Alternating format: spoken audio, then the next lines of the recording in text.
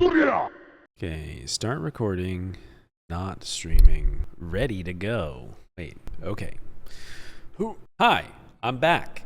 It's been a crazy month in Vanadil and in real life, and we have a lot more exciting stuff on the horizon, but before we're all distracted by the new Limbus, please be good, please be good, please be good, please be good. Let's squeeze in another Prime weapon video. This week, we're talking about a weapon which might be a less common pick, Pinaka, the Ranger bow. In this series, we've been showcasing each of the Prime weapons individually, generally looking at Stage 4 Primes for ease of access, and discussing their strengths and potential weaknesses. We've covered quite a few so far, so be sure to check out the Prime weapon playlist to see our thoughts on weapons like the Great Axe or Great Sword, Axe, Great Katana, and so on. If there's a weapon that you want to see that we haven't covered quite yet, be sure to let me down. Be sure to let me know down in the comments, and I'll do my best to prioritize that in future videos. That being said, I did finally get my first few Ammonon hard mode clears under my belt. He's almost there. Ah! Holy shit. Let's get to Uriah. Let's get some Uriahs in chat.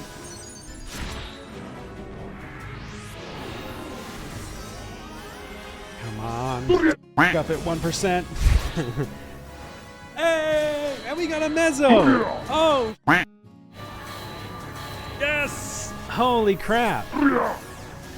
Wow! Hells to the motherfucking yeah, baby, let's go GG. And we're officially stacking up mezzo Siderites. Unfortunately, that may delay some of the weapons on our to-do list, like the much requested hand-to-hand, but I gotta get that glow first. Let's talk about Pinaka. Pinaka is a bow which is usable exclusively by Ranger, and much like we said in our Spalarisos video, because of Ranger's position in the overall meta, perhaps a less commonly explored option in the list of primes.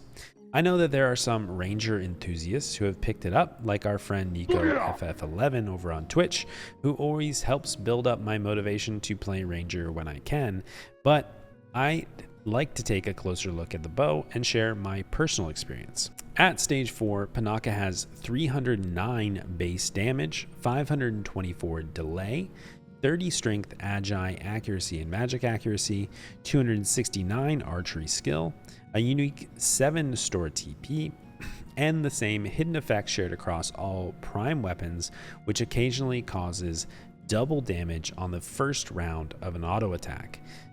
Except it's cooler with Ranger. We'll get to that in a second. At Stage 5, these stats scale up even further to 324 base damage, 524 delay, 35 strength, agi, accuracy, and magic accuracy, 277 archery skill, and 10 store TP, along with triple damage attack rounds. This becomes a very hard-hitting bow, especially when paired with Failnot's Chrono Arrow, beating out Gondiva's base damage by a fair margin, and only slightly behind Failnot's massive 337 base damage when augmented, but with the multi-damage proc on it. And finally, something that Failnot doesn't have, a heavy-hitting physical weapon skill. Sarv slaps, but stepping back for a second, the other thing that slaps is the only exception to the first round damage multiplier that occurs on relics and primes, which normally only applies to the first hit in an attack round. It's barrage. Because of whatever spaghetti is used in the barrage code, which combines multiple hits up to 11 individual hits with Pinaka and the Orion bracers, reporting as one damage source, which can exceed the normal 99,999 damage cap in the log, allows the Prime hidden effect to apply to all of barrage and results in some absolutely hilarious numbers when it happens. Personally, I was floored when I saw 105,000 damage just over the normal cap, but apparently other Rangers have been seeing numbers as high as 250,000, which is just absolutely insane. Pinaka grants access to Sarv, a heavy-hitting, single-hit, ranged physical weapon skill with strength and agi modifiers. Like all Prime weapon skills, excellent TP scaling, favoring 2000 TP plus on activation for maximum damage. This is fantastic for Ranger because prior to Sarv, bow weapon skills just didn't really scale well. Ever since the olden days of Sidewinder, back in the early days of Final Fantasy XI, we just haven't had a hard-hitting bow. Gandiva has always been more about the triple damage procs than it has been about Jishnu's Radiance, for example. Apex Arrow is a very nice looking wet noodle, and Namus Arrow tends to fall short compared to other options. But Sarv, on the other hand, quickly stacks up frequent cap damage shots. Sarv supposedly skill chains for a 2-step distortion into a 3-step darkness, but I'm not sure if we ever recorded it because we were absolutely obliterating targets before the skill chain could go off. Or it can infinitely be chained with a number of other weapon skills due to all prime weapons' unique tendency to prioritize lower level skill chains, allowing for extended skill chain rotations on mobs with higher HP pools. Now, before we get into a review, I want to talk a little bit about Ranger and Ranger's ultimate weapon options and why this one is so fun. Ranger is fairly unique in that it has probably one of the largest list of available ultimate weapons due to the tendency to add both marksmanship and archery options historically. There's Annihilator and Yoichi no Yumi in the relics with their hidden double damage attacks, Gandiva and Armageddon Empyreans with their triple damage attack aftermath, Wildfire being a fairly nice magic hybrid weapon skill, Gastrophanes from Mythic with the aura farming situationally hard hitting True Flight, Fomalhaut and Failnaught Aeonics, Last Stand for example really shining here due to the TP bonus on Fomalhaut, and then you add to that Pinaka and Earp, which we'll talk about in a future video, from the primes, and you have a lot of weapons to choose from. But Ranger has never really had a chance to shine with an extremely potent physical weapon skill, and notably all the bows have always tended to underperform in one way or another. Pinaka corrects that by bringing a bow to the table that hits hard, fast, and consistently under the right circumstances. There's just something really satisfying about being an archery ranger that just feels right to me, and I'm here for it. I'm glad that Pinaka has fixed this long-standing problem with bow just not being as competitive as other options. Now, I'd hate to skip talking about Pinaka versus Earp in detail because I know that will be a burning question for many people that are trying to make a decision. But without doing a full Earp video, which we're still working on, while we're talking about the two and about Ranger specifically, I will say that the major difference between these two weapons for Ranger specifically is going to come down to Trueshot range. Rangers gain a % increase in their damage based on their distance from the enemy when they attack, with Pinaka being a longbow reaching its max damage potential at around 11.8 yalms, and Earp being a gun reaching max damage potential at around 6.5 yalms. In preliminary testing, these two weapons operate roughly the same in a vacuum, but their key difference is the Trueshot range. Longbow's longer Trueshot range distance takes it out of melee range, while Gun's shorter range keeps it close.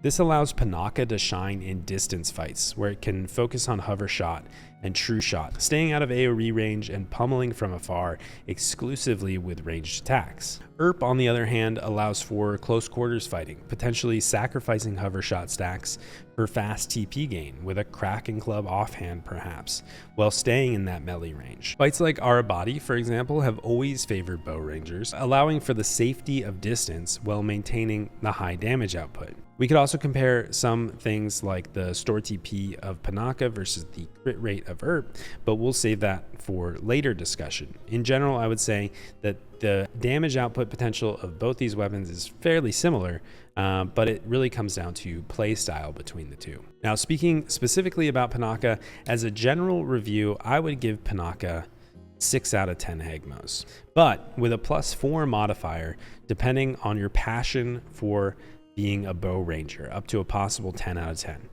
Now, I've been criticized for this before, but whatever. It's my channel. I'll give whatever arbitrary review I want based on my own made-up grading system, which takes into account whatever factors I feel like on the day I record it. The reason I bring this in at a general 6 out of 10, despite the seemingly glowing evidence above on how hard it hits and how amazing it is, isn't anything to do with Pinaka, it's Ranger. And I know, before the Rangers get upset, I also love Ranger. I have all the gear reforged, I've done my Ikenga farming, I have nearly all the ultimate weapons completed, I have a very lucky +2 Ranger Swordy earring, and I still don't play it. Ranger is just cumbersome to play. In a physical melee meta in which heavy DDs can build TP in seconds and dish out near capped or cap damage weapon skills, using a ranged attack macro to shoot your bow every single time is tiring. They doubled down on this with the addition of hover shot, requiring rangers to sidestep 1 yalm with every auto attack, building hover shot stacks for maximum damage.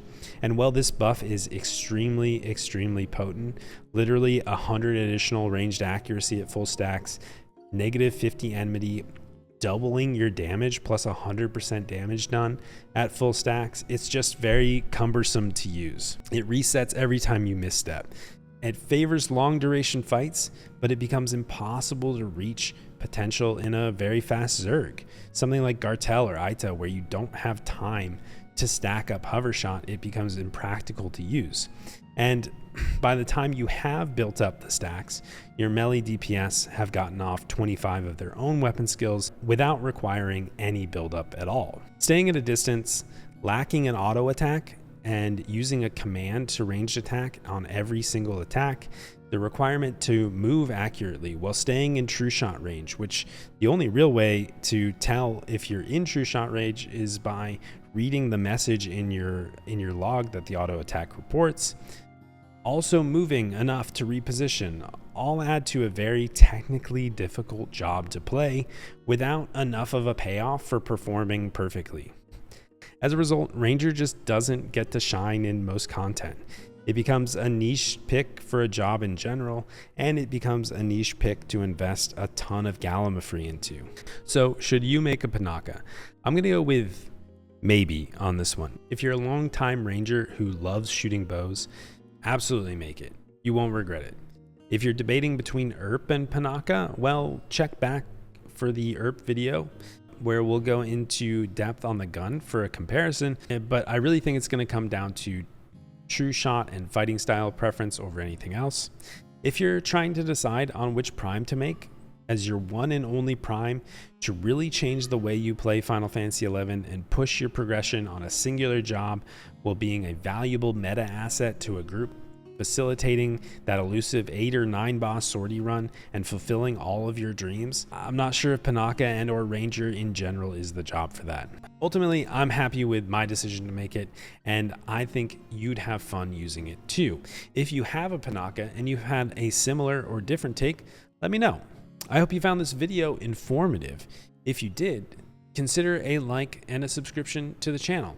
And if you didn't, let me know where I went down in the comments. Maybe you can prove us wrong. I stream Final Fantasy XI and occasionally other games over at twitch.tv/Hegmo. If you'd like to join us in our adventure and chat in real time, feel free to drop in anytime. And if you'd like to continue the conversation elsewhere, you can always hop into the Hegmo Discord. Links are down in the description. Until next time, bye.